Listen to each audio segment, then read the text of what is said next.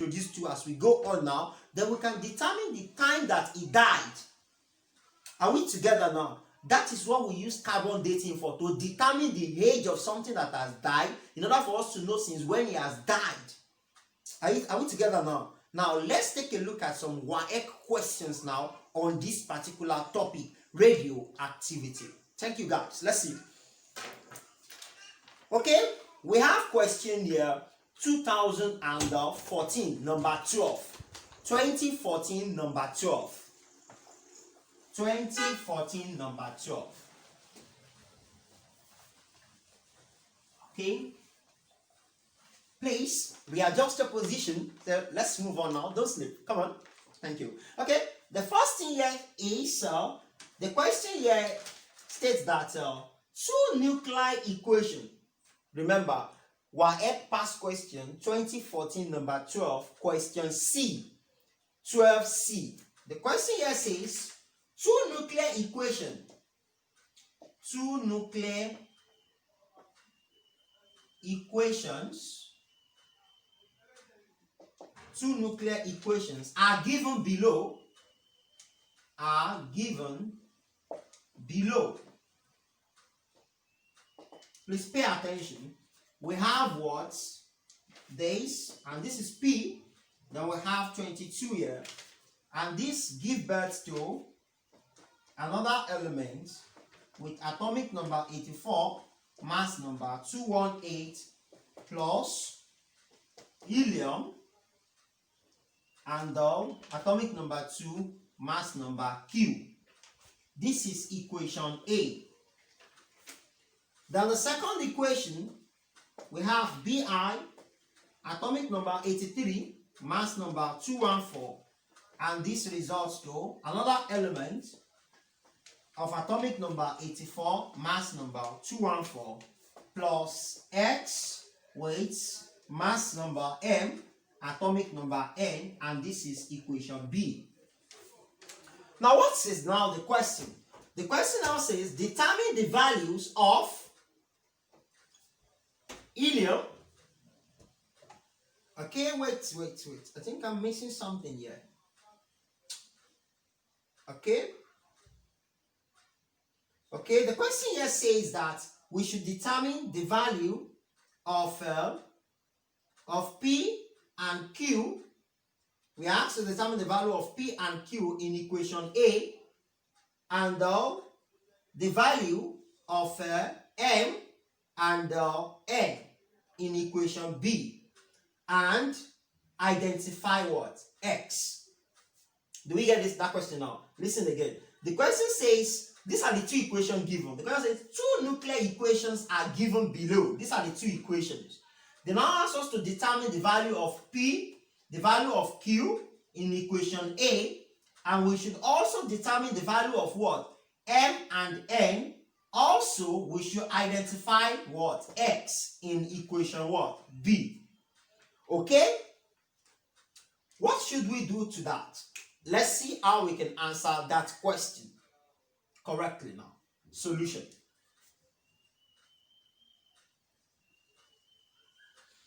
Okay, guys, you will all agree with me that whenever we see what? Helium, the mass number of helium is what? Is 4. So we have that the real helium is atomic number 2 and mass number 4. So if we compare it with what?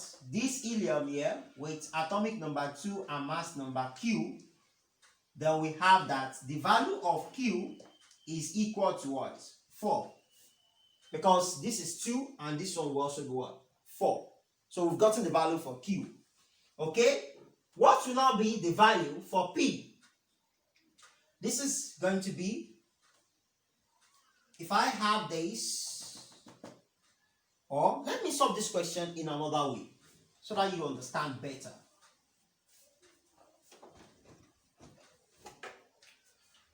Okay, guys, let's see.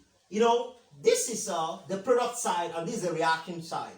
The mass number here should equal to sum of the mass number here. So this will become 22 to equal 218 plus Q. So Q is going to be 22 minus 218. Hence, Q is going to be what? 4. So we've determined the value for Q like that. Now, what about P? The sum of these two sides should give us P. So, P will become 84 plus 2. Hence, P is what? 86. Very simple. Okay, what about this one? The sum of this and sum of this should give us this. So, 214 equal 214 plus M. So, M is 214 minus 214. This is what? 0. So, the value of our M is what? 0. Now, what will be the value of N? Hence, this will become 83 equal 84 plus N. So, if I collect the lighter, this one will come here. I will have what? 83 minus 84 equal what? N. So, N is minus 1. Okay? So, in summary, we have our Q to be what? To be 4. We have our P to be what? 86. We have our M to be what? 0. And we have our N to be negative 1. So the question now says we should identify X. Now we have known the mass number of X to be 0 and its atomic number to be minus 1. And we know that the elements that have mass number 0 and atomic number of what? Minus 1 is what? Electron. Hence, X is what? X is electron. Do we understand that now? So we've answered the question successfully. You can see it's very cheap. Now let's see the next question. And that is year 2015, number 12 also. Number 12A, number 12B, number 12C, and number 12D. The whole of the number 12 in 2015 is on radioactivity. Let's quickly tackle that also. Can I clean this? Yes.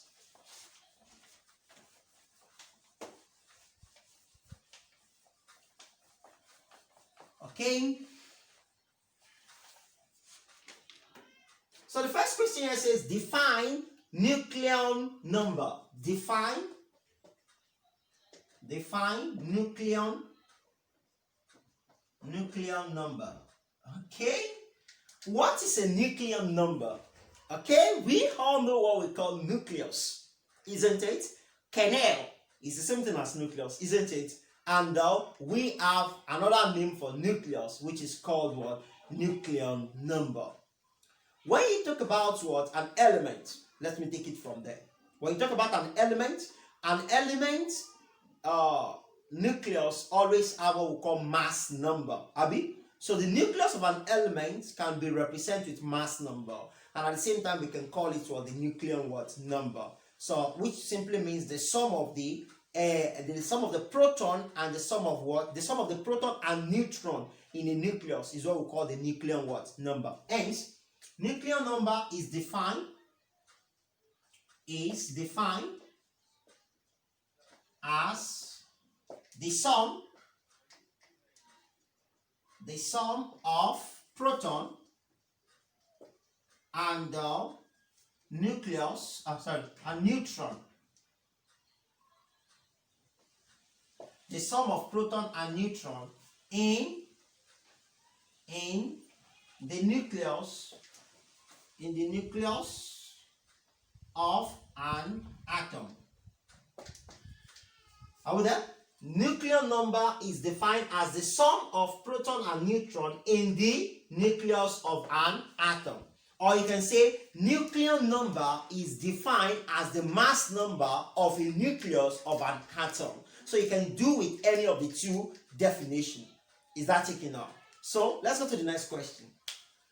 Okay, the next question is a bit long. I might not write it out, but I'm going to read it out. It says a radioactive isotope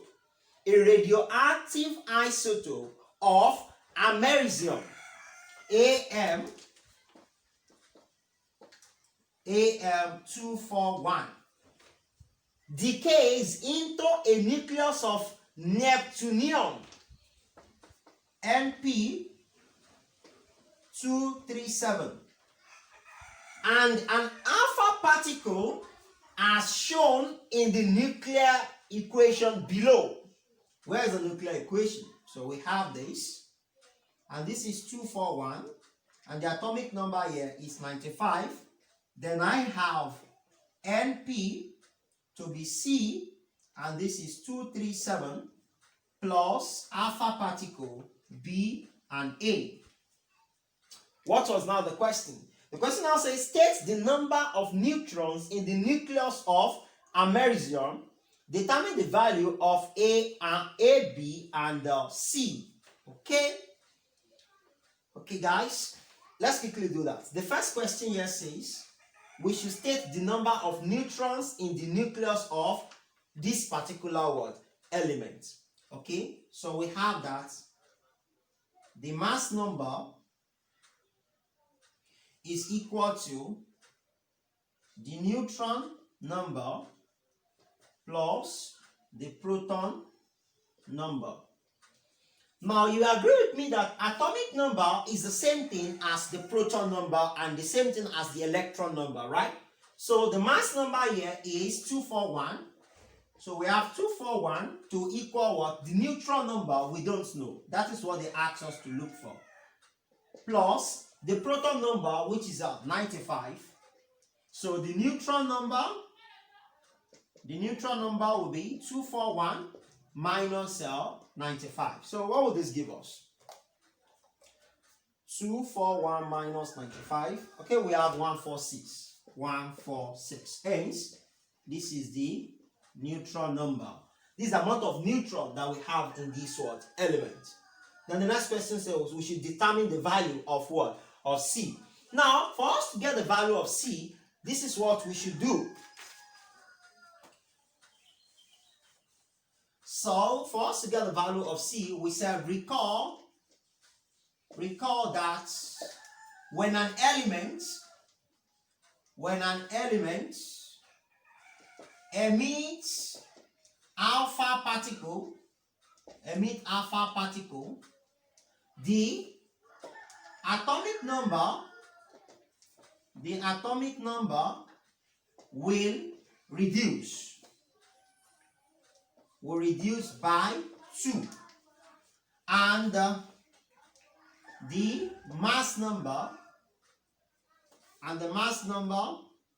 will reduce by 4. So we have recalled this now, so we can now come here and look at the atomic number of this element, which is what? 95. So we can get this. We can now say hence C equal 95 minus 2, so C equal what? 93. So this will become what? 93. Are we together? Now, how can we now get the value of B and A? So we recall that 241 equal what? 237 plus what? Plus B. And at the same time, 95 would equal what? 93 plus what? Plus A. Are you getting this now? Just like what we did earlier. So B would become 241 minus 237. So B equal what? 4. And our A would become 95 minus 93. So A is what? 2.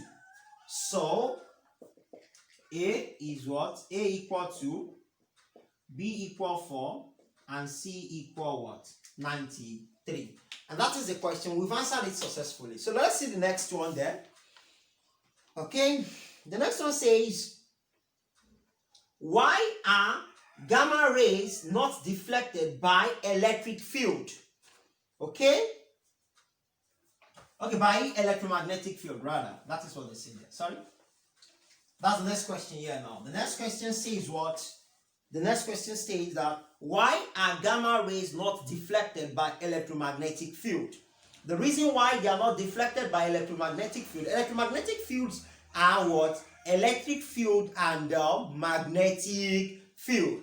Why is it now that gamma ray is not deflected? Because it is electrically what? Neutral. So gamma ray is not deflected in that field because it's electrically what? Neutral. We've explained that earlier. So the next one says, state two properties of gamma rays that make them suitable for sterilizing medical equipment. I'll take it again. States two properties of gamma rays that make them suitable for sterilizing medical equipment. I said it earlier. One, because of their ionization, or because of the weak ionization power, and because of the high penetrating power that they have. Those are the two reasons why they are used. Then the next one says, a sample of radioactivity was found to be left with 1/32. That is, what is left there is 1/32 of its initial count rates after the time of 110 years. Calculate its decay constant. Remember, this question is telling us now that after the year 110 years, we have this number of atom left from its initial one. Now we are asked now to determine the decay constant. Don't forget, I already told you that the ratio of this is 1/2 raised to power of n, and we have that half-life is equal to t divided by n, and the decay constant is going to be ln 2 all over the half-life. We have covered all of this formula initially. So let's see the usage. This one now is equivalent to 1/32. So this is the solution. We have this to be 1/32 to equal 1/2 raised to power of n. I can write this as 2 raised to power minus 5, and this will become 2 raised to power minus n from indices. So this and this can cancel, and I will have minus 5 equal minus n. So n equal 5. If n is equals to 5, I can put it into this equation. I have my half-life to become t, which is the year that they went to check, which is 110 divided by 5. Are we together? So 110 divided by 5, we are going to have 22. Okay, the half-life is 22 years. The half-life is 22 years. So the decay constant, lambda, will become ln 2 divided by the half-life. So lambda is going to become, what's the value for ln 2? Ln 2 is 0.693 divided by 22. So lambda is 0.693 divided by 22. So the decay constant is 0.0315 per year. Per year. Do we get this now? So if the now says you should calculate it in per seconds, it's very easy. All you need to do is to convert a year to seconds. How do you do that? You know that 365 days make a year. So you have to add the leap year to this. Then you multiply it by the numbers of hours that make a day. Then 60, which is you multiply by 60 to convert the hour to minute. Then you multiply by another 60 to convert the minutes to second. And that is how you convert it to seconds. Is that taken out? So we have the decay constant to be 0.0315 per year. Is that taken out? So okay, that's that about 2015 number 12, and we have solved it. You can see it's very simple and so direct. Okay, let's go to 2016 now. 2016. Okay, 2016. Okay, the question says we should explain the following terms. Question number 12 also. 2016 question number 12. 2016 question number 12. Are you taking note of that? You can see that radioactivity questions are always in number 12. Okay, that's it. So 2016 now. It says explain the following terms. What are the terms? Explain. You don't have to define now. Explain what is called mass defects. binding energy of a nucleus. So I've said it earlier in the video. You can go back so that you can answer this question. Mass, defect, and what? Binding energy. So you check that out. And you know your binding energy, delta E, is delta M, where delta M is what? Binding energy times what? C squared, where C is the speed of light. What scientists assume here is that whenever there is a change in energy, there is automatically what? A change in the mass of that substance. So this is it. Let's go on. The next question says, the diagram above show part of a radioactive decay series. You can see the diagram on the screen. Can you see the diagram on the screen? So kindly check. That's the diagram there. Okay? So what they ask us to do with that diagram, I'm also seeing my own here like this. So you can also see us on the screen. Okay, what is now the question? The question says, name a pair of isotopes. We have to look at the graph now to name the pair of isotopes. Okay, if you look at it, you have to define what we call an isotope first. What is an isotope? An isotope, like I defined it earlier, it is what? Two elements with the same atomic number but different mass number. And if you look at the graph on the screen, you will see that what? The nucleon number is plotted on the vertical axis. Remember, nucleon number is the same thing as mass number. And when you look at the horizontal axis, you have the what? The proton numbers, which is the same thing as atomic number. Is that taken up? Now, if you look at the first element there, we have what? Pb, whose atomic number is what? 82.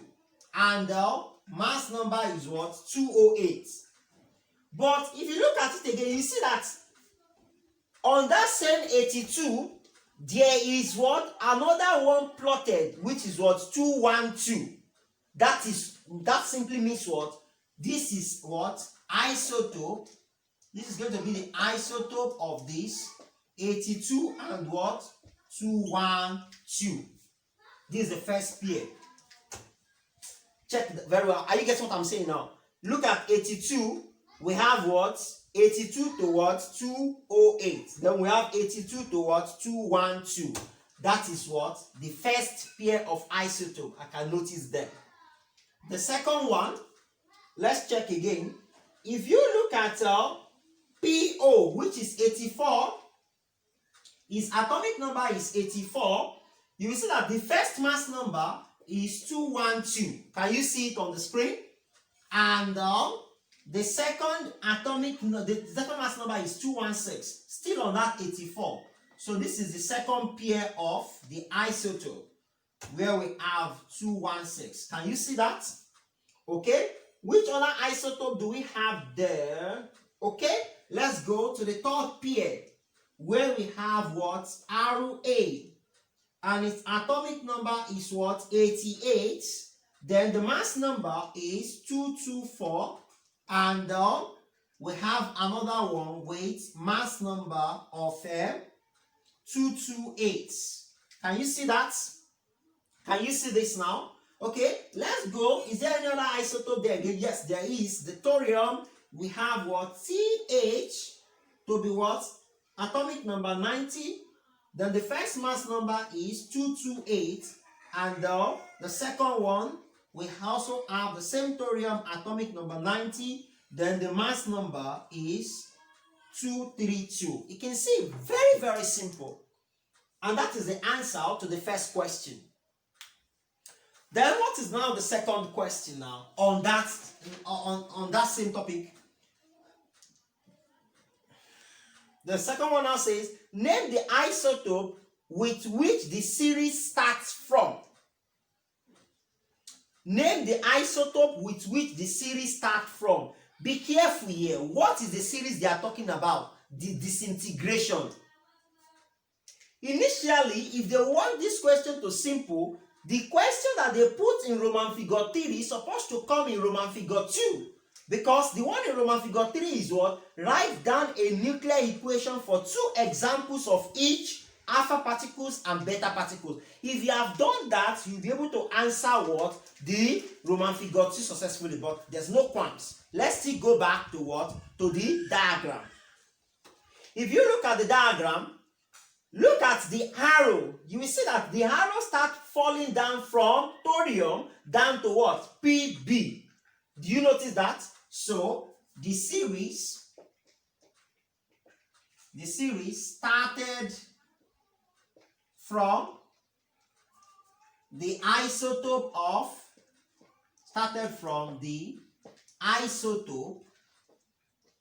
of thorium 90 and 228. Have you seen it now? So this is where so it starts from this particular what? Isotope. This is where the series started from. Is that taken now? So what's the next question? Name, okay. Write down a nuclear equation for 2 examples of each. Now let's watch. If the series started from here, are you there now? Still be focusing on that graph on the screen, please. If the series started from here, we are asked to write 2 examples of alpha particle. That is the emission of alpha particles. We are to give 2 examples of that. Let's quickly look into that. I have the first one to be that thorium 90 with atomic number 228 emit an alpha particle to produce radium atomic number 88 and the mass number 224.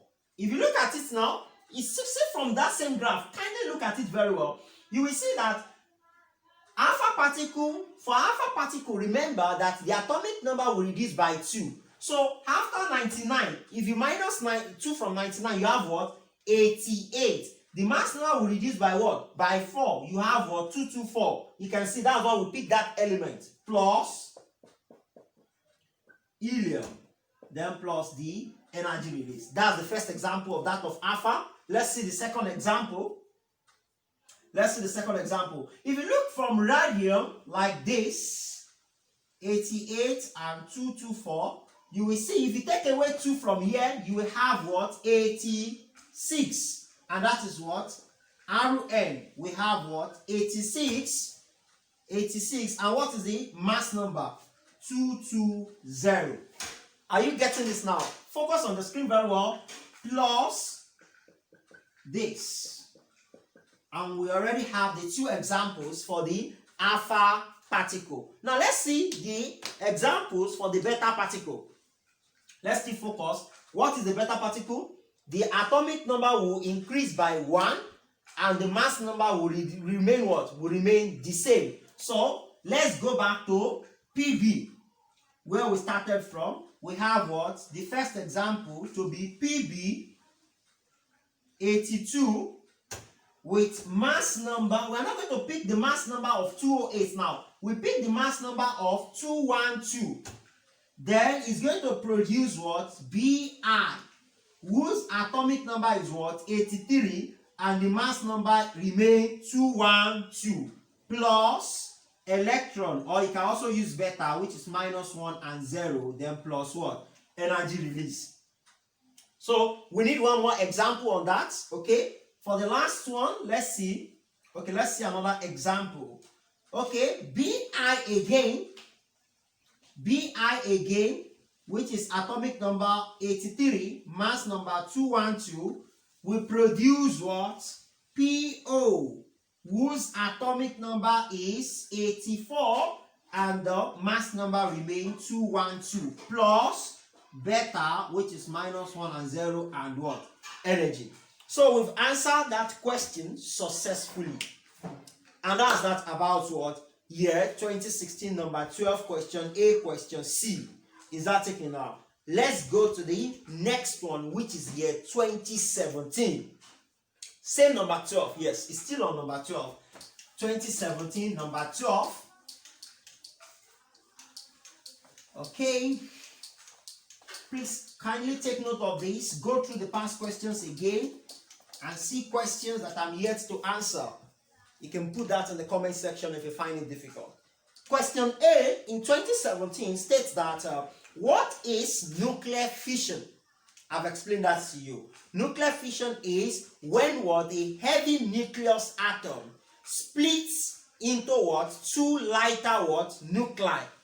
I get it now. So that is what we call nuclear what fission. I will take it again. Nuclear fission is when an heavy nucleus splits up into two lighter nuclei with a very huge amount of energy. So let's go to the next question. In this same year 2017, the next question says state the function of the following materials in a nuclear fission reactor.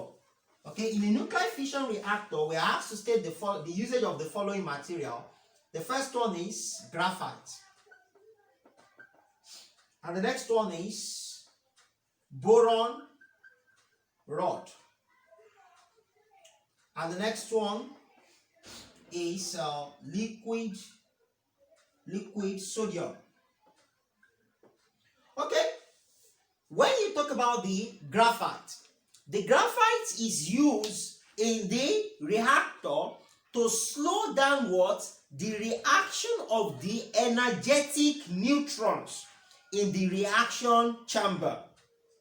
That is what we use it for, to slow down high energetic neutrons in the reaction chamber. Therefore, boron rod is to absorb excess neutrons, to absorb the excess neutrons in the reaction chamber. And the next one, which is liquid sodium, is to conduct heat in the reaction chamber. Those are the usage of the three materials mentioned here. Is that taken now? So what's the next question here? The next question here states that wow. Okay, like you can see on the screen, the question says a piece of ancient bone from an evacuated site showed that carbon-14 activity, the carbon-14 activity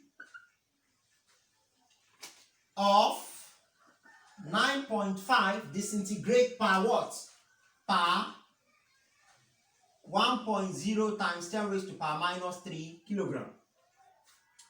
If a bone specimen from a living creature show that the carbon-14 in it is 12.0 per 1.0 times 10 raised to power minus 3 kilogram, determine the age of the ancient bone. If the half-life, determine the age of the ancient bone if the half-life of carbon-14, if the half-life of carbon-14 is 5,572 years. Okay, how can we do that now? We are told that a dead body, that is, the creature already died, and they find out that the level of carbon-14 that left in the decayed bone is 9.5 per 1.0 times 10 raised to power minus 3 kilogram. That is, this is how it's decreasing every year. Okay, so they now find it to remain 9.7, of which in the living creature they have it to be 12. You know, I explained earlier that this is the same thing for everybody that is on earth living. So they now check the living creature, it has this. Then the dead one already have this. Now what is the age? Like I told you, we use the carbon dating to determine age of something that's of a dead body or a dead bone, like this one now. Now let's see. We have that n is equal n naught e to power of negative lambda, where lambda is ln 2 all over half life. So we can determine this. This is 0.693. divided by the half-life of carbon-14, which is 5572. So what would this give us? 0.693 divided by 5572. Okay, guys, we have 0.00124 per year. Okay, so this is the leftover, which is 9.5 divided by this, which is 12, equal to E raised to power negative 0.00124T, like this. So when we take the ratio of this one, we have 9.5 divided by 12. So we have 0.792 equal E raised to power negative 0.000124T.